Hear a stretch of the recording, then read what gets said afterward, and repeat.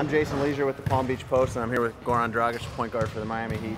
Goran, there's so many things about your game that are obviously impressive.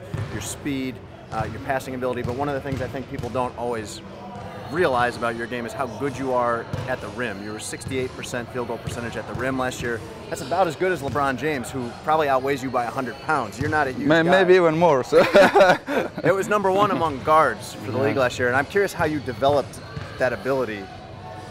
I mean, as a kid, I was always quick. I always liked to penetrate and try to volley other guys. But then, I try to use different moves. But usually, if it's a point guard, then I just go like this, and I go away from him. But if it's a big guy, usually a point guard. Yeah, usually you're getting past the point guard in the perimeter, and you're ending up against a power forward or a center. Yeah. Yeah, and that's why I think that's the most important thing. You're using contact, initiating the contact to try to put them where you want them, or limit their ability to jump and get away. You're using change of pace.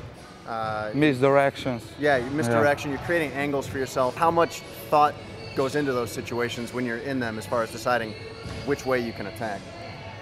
I'm just reading the situation. If the guy is coming from the weak side, then of course I'm always jumping to him. I'm not jumping away from him. So. When you jump into him, then you close that gap, and then it's tough for him to block your shot. How did you learn to be so deft with the ball, I guess, when you're in those situations, coming in from under the rim and shooting it up through a bunch of arms that are way above your head? I mean, that's just natural, I think. So, I mean, as a kid, when my coach was teaching me layups, of course, at the beginning, I was laid up like he was teaching me. But then, I always add something, this or,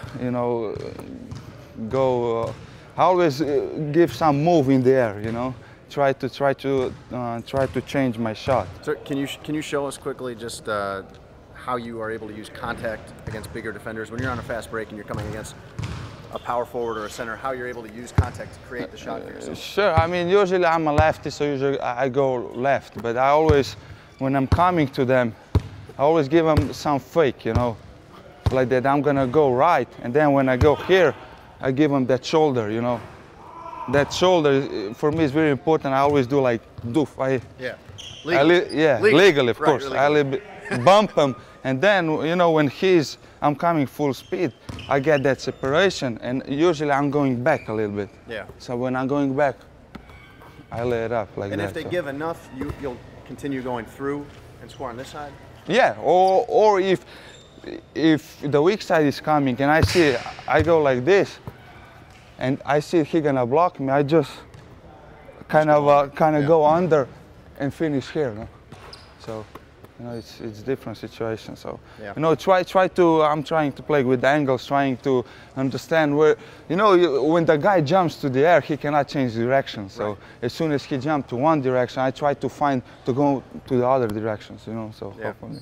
So what he's doing out there, what you're seeing is not as easy as it looks. There's a lot of thought and practice that's gone into that. And thanks for coming out and explaining that to us, Goran. Appreciate it. Thank you so much. All right.